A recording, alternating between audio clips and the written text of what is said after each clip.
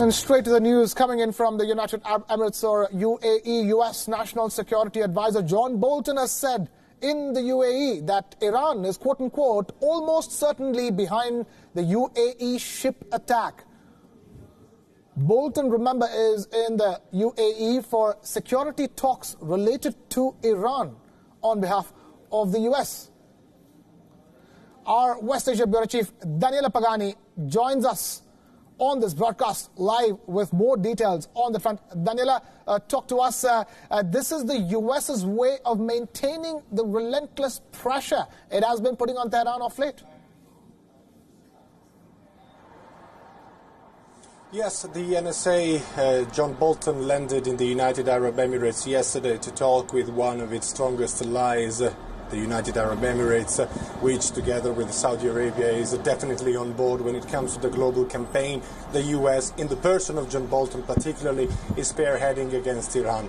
Today we have this news of John Bolton says that Americans are almost, quote-unquote, correctly you pointed out, certain that the sabotage against Emirati and Saudi vessels closer to the Emirati western coast is almost certainly carried out by Iran. Well, I invite our viewers and also everyone to reflect a little bit on the word almost.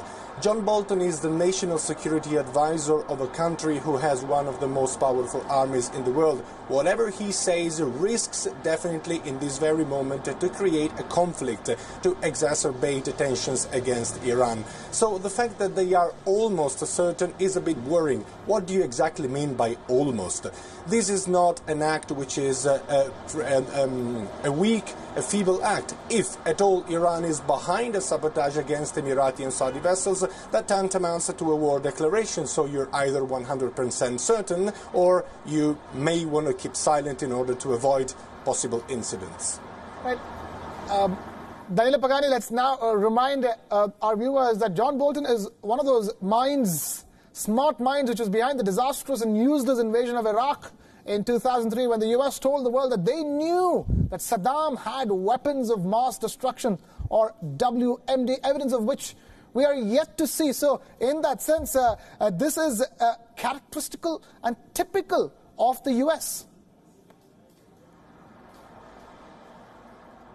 Absolutely, yes. You correctly pointed out one of the things that are the most important right now. Let's not forget that John Bolton was part of that team that made Colin Powell back in the day to show to the world that there's a small little bottle containing some sort of liquid that we still did not understand what it was, and he was trying to convince the world, and indeed they succeeded, that Saddam Hussein had weapons of mass destruction. The problem is that now, 15 years down the line, 16 years, I beg your pardon, down the lines, we are yet to see evidence of that declaration. So this is a sort of a modus operandi when it comes to the American national security advisor John Bolton. He's trying to sustain, to architect more and more evidence which as of now are shaky at best, in order to justify the enormous amount of pressure that Washington is putting on Iran in order to stop them and to prevent them to enrich uranium. On the other hand, we have Iran, which seemingly is trying with all its possibility and efforts to keep talking and dialoguing and avoiding a possible escalation of a conflict. Right, and I bring it back to the same question here, Daniela. Why should the world believe what John Bolton has to say? We believed the US, we tried believing the US the previous time around, and we came a cropper. So be it India or any other country apart from the US in the world, they have no reasons to believe John Bolton at this point in time. Well, very frankly, I think the world shouldn't. I think that other countries, if they truly want to understand what is truly happening in Iran, and I'm talking about India, for instance, who has a long friendship with Iran and has access to the Iran government and to the Iranian diplomatic world, should, if they want, perhaps carry on their own personal investigations in order to understand what is exactly going on the ground.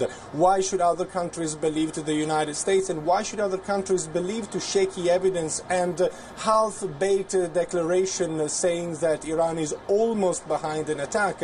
They shouldn't, because this could drag the world and West Asia into a conflict and into rising tensions which are not good for the economy, for the global economy, and for the peace, and for terrorism, and for the global security. So, to answer your question very frankly, my point of view is that no country should believe the words of the United States as if it was the word of God. Daniele Pagani, our West Asia Bureau Chief, for bringing us the latest on that story with the right perspective. Thank you, Daniela.